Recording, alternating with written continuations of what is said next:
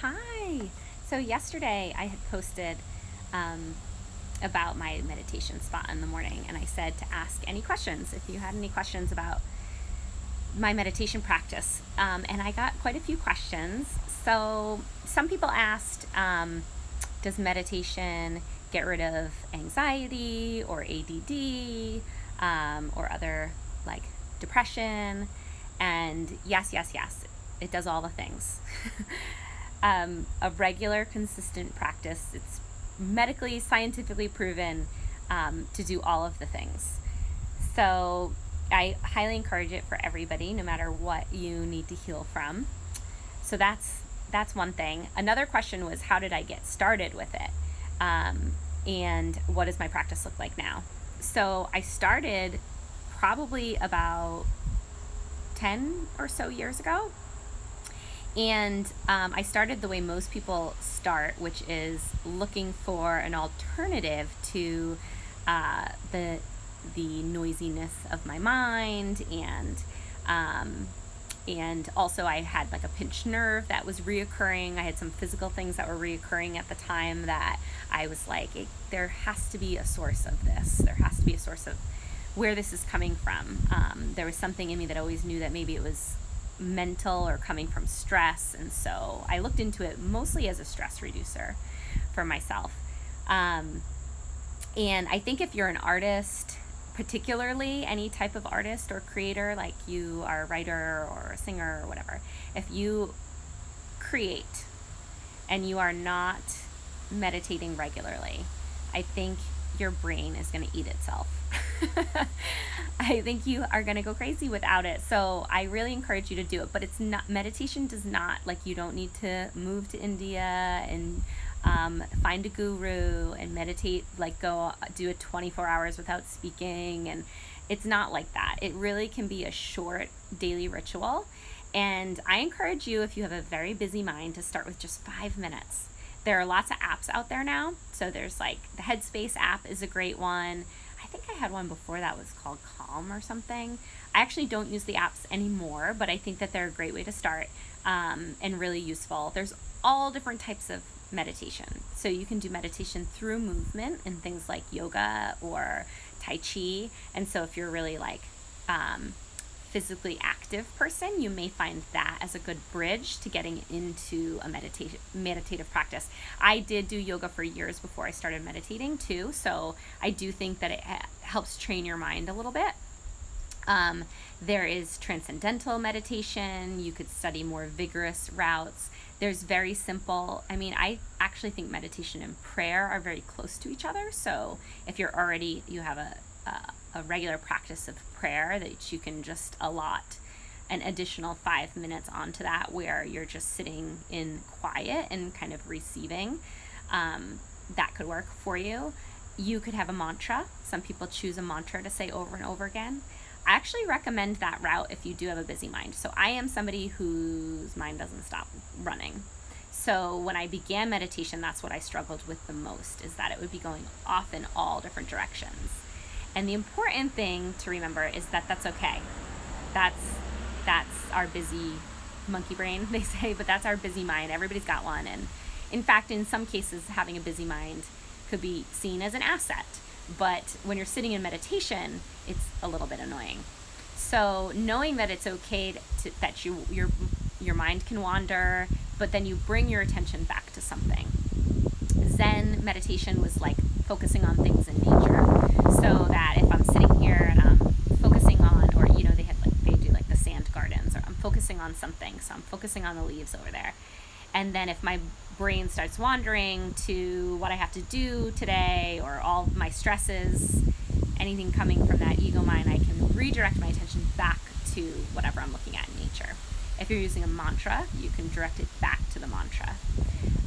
So I love studying different religions and spirituality, and so typically my mantra is usually some type of affirmation for the day, and it could come from the Bible, it could come from A Course in Miracles, it could come from some book I'm reading, whatever, but I usually start with that, and I guess you could call that a mantra, because it's basically a group of words that I can always bring my attention back to if my mind starts to wander.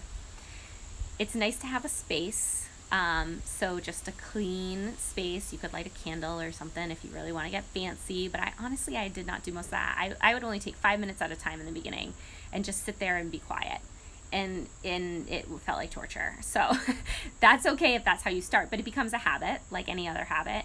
And then you start to gain a tolerance to it. So using yoga as another example. So in yoga, you're doing a pose, and the point of holding those poses for a long time is to bring you to that place of discomfort, perhaps, so that it's not allowing yourself to sit in discomfort, but it's getting to that place so that you can make a choice to do it another way, right? To surrender to it and to let it go, and let it transform into something else. And so that's what meditation is. You're going to feel the discomfort of thoughts arising, of perhaps like past memories or pain that you don't want to deal with or whatever. It's going to come to the surface when you're sitting in silence. And that's why so many of us avoid silence. That's why we fill our lives with a million things. That's why there are addictions. That's why there's social media sucks our attention. But this is a good use of your time on social media. If you're watching, say hi in the comments below if you're watching. I would love to hear from you. And if you have other follow-up questions, feel free to post them there. But yes, so meditation is bringing you to that point of discomfort in a way where you can learn to find peace. So you're struggling, your thoughts are going everywhere. I'm going to bring my attention back to that mantra or to that place of peace. And the reason why that's so beneficial, first of all, it relieves your stress. It does release a lot of hormones in your body that are healing hormones and good feeling hormones. It gives you oxytocin and adrenaline and like all those good things. So doing it on a daily basis is a great way to like basically get a natural high. So it's good for that. It is proven to reduce stress and to heal your body. But also it's a mind training, because if we learn to find that calm through meditation, we're sitting in silence, we have no distractions. If we can learn to find calm there, which should be a little bit of an easier space to find calm, when we know that calm is there, like think of the ocean, and underneath the ocean is the calm, right? We learn how to access that place. Then the surface of the ocean is always changing. There's stress, and there's trials, and there's trauma, and there's loss. Like we all deal with all of those things. That's part of the human experience. That's why we're on the planet, because to live through these things and learn how to navigate them. And so when the surface of the ocean becomes not calm, we know we have trained ourselves to access that calm. And that's what really I think the ultimate point of meditation is. Can you have transcendent experiences? Yes. Can I meditate now for over an hour easily? I wish if I just had a free day, I feel like I can meditate all day. I know. And that would have sounded crazy to me 10 years ago, because 10 years ago I was like, dude, there's no way my mind will ever shut up for that long. But it's like a muscle, and you stretch it, you work it, and it becomes stronger. And then, now I feel like I can find that peace. I don't need to have my eyes closed. I don't need to be on my meditation mat.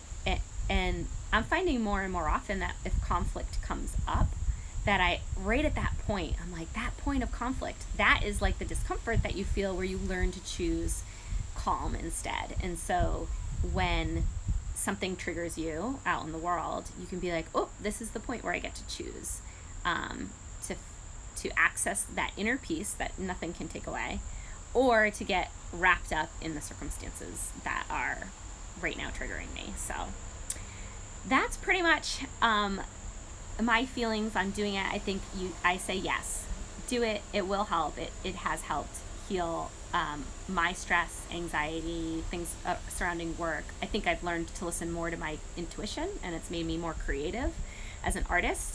And it's just, I think, overall made me happier. So who doesn't want to be happy? So try it. Maybe try the Headspace app if you're new to it.